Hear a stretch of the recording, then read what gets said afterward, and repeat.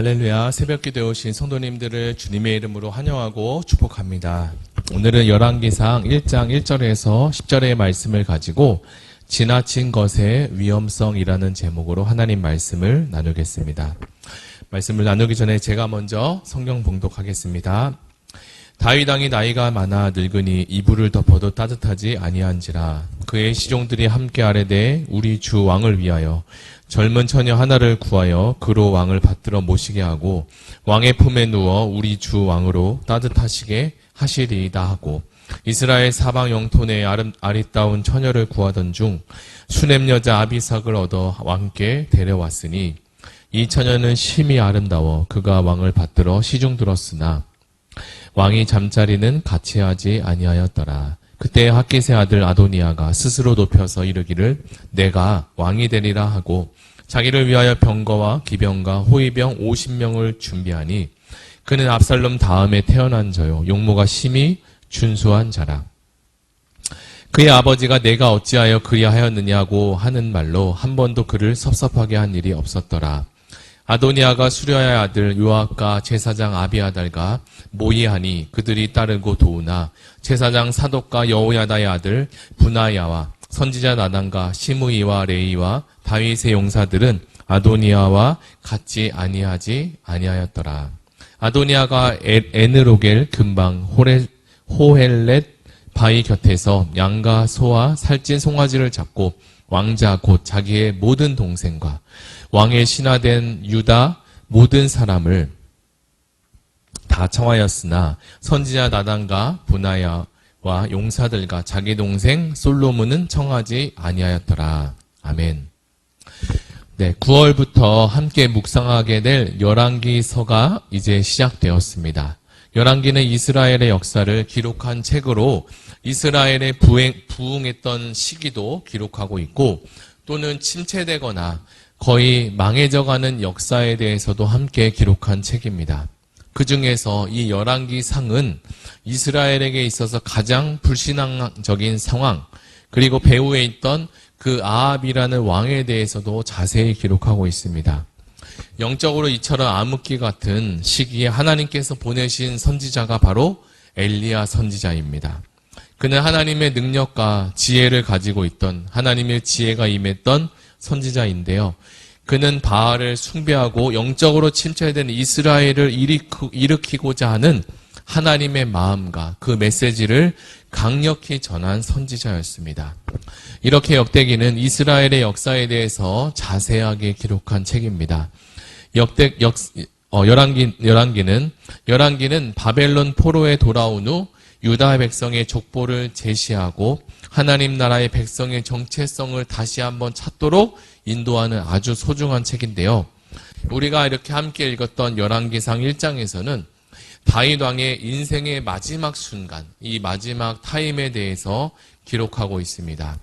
곰과 사자를 물맷돌 하나로 넘어뜨린 다윗은 이제 어디 가고, 다윗도 나이가 많아 이불을 덮어도 따뜻하지 않은 인생의 어느 시간이 되어버렸습니다. 신하들은 그런 다윗 왕을 조금이라도 잘 섬기고자 해서 따뜻한 온기가 있는 젊은 처녀를 데려다가 왕을 시중 들게 했습니다. 다윗은 늘 이스라엘 하나님을 바라고 하나님을 최우선으로 생각했던, 지금도 이스라엘이 가장 참으로 존경하는 왕 중의 왕입니다.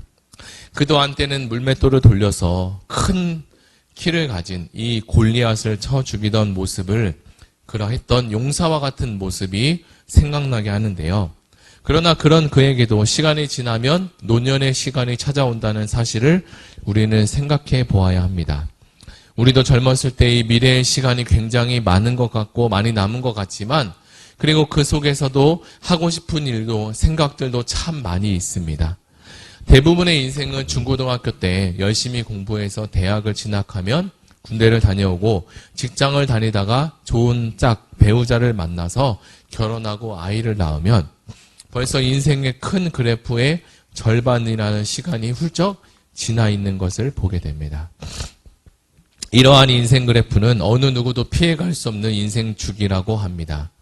이렇게 흘러가는 인생 중의 가운데 우리가 정신을 바로 차리지 않으면 어느새 시간이 금방 흘러져 가 있는 것을 내 모습을 발견하게 됩니다. 마찬가지로 다윗 왕도 이미 인생의 많은 시간이 지나져 있었습니다. 이제 더 이상 이전처럼 전쟁터에 나가서 전쟁을 할 수도 없고 그저 이불에 누워서 편히 지내야만 되는 시간이 다가왔습니다. 시간이 지나고 나이가 들면 이전처럼 몸도 혈액이 빠르게 순환되지 않아서 이불을 여러 개 덮은다고 해도 몸이 금방 따뜻해지지 않습니다. 그런 다윗에게 신하들은 어떻게 하면 다윗을 잘 보살피고 섬길 수 있을까 고민했던 모양입니다. 그러다가 젊은 처녀를 찾고 다윗 왕을 잘 모실 수 있도록 아이디어를 찾게 되었습니다.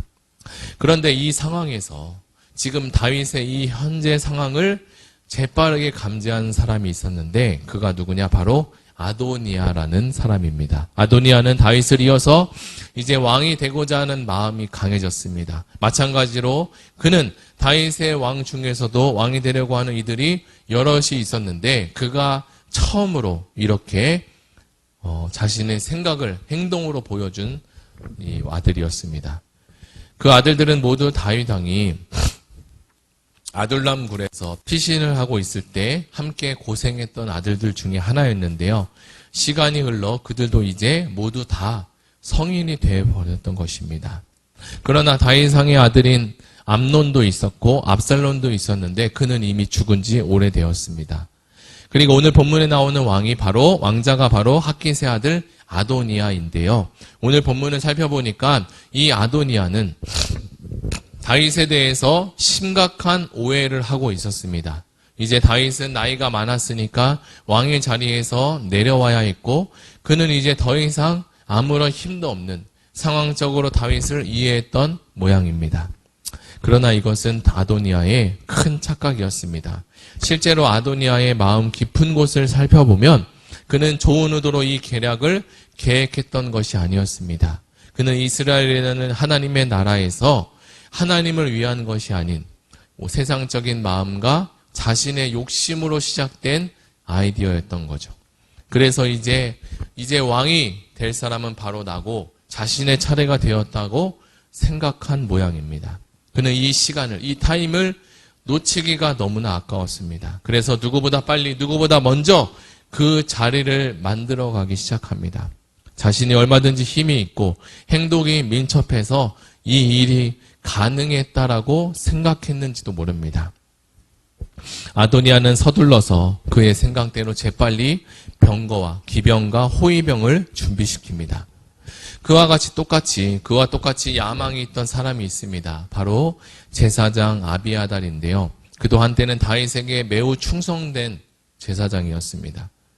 사람이라는 모습을 가지고 있는 우리 모든 인간은 겸손한 사람과 또는 교만한 사람으로 크게 나눠지는데 이 두 사람의 1, 2년 동안 겸손한 모습을 서로 보이다가 어느 정도 시간이 지나면 그가 어떤 사람인지가 더 이상 숨기지 못하고 드러나는 시점이 있습니다. 아마 이 제사장인 이 아비아달이라는 사람도 그런 마음을 가진 사람이 아니었을까라는 생각이 들었습니다. 이스라엘에는 제사장이 아비아달만 홀로 있던 것이 아니었고 그와 함께 사독이라는 제사장이 있었습니다. 그러니까 이 둘은 공동 제사장이었죠. 충성스러운 제사장 아비아달의 마음에 그만 욕심이 생겼습니다. 사람에게는 있어서 이 욕심이라는 게 어느 한순간 들어오면 참 무서운 일이 벌어지는데요. 그래서 그는 자신 홀로만 제사장이 되기를 원했던 모양입니다. 그래서 아도니아의 숨겨진 이 전략에 자신도 숟가락 하나를 얹고 싶었던 거죠. 그래서 나도 아도니아에게 붙어야겠다라는 생각이 들고 자신의 인생의 노선을 잘못 선택을 하게 됩니다.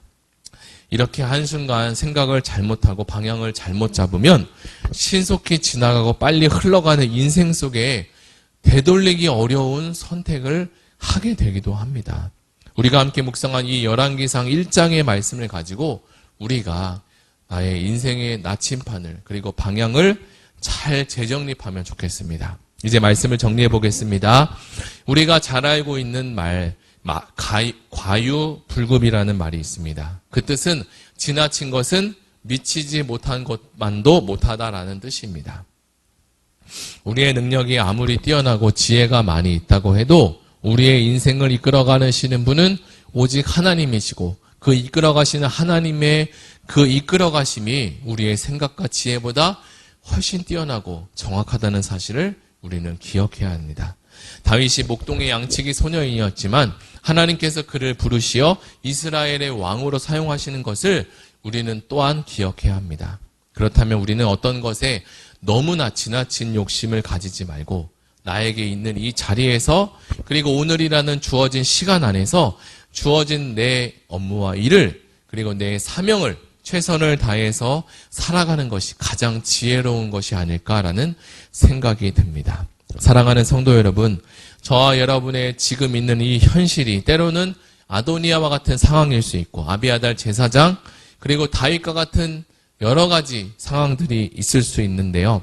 그러나 이 모든 상황 가운데 우리가 잘 알아야 할 것이 하나 있는데 그것은 현재 내 있는 위치를 잘 알고 하나님께서 주신 비전과 사명을 잘 생각하고 그것을 하나씩 쫓아가는, 이루어가는 것이 가장 지혜로운 것이 아닌가라는 생각이 듭니다.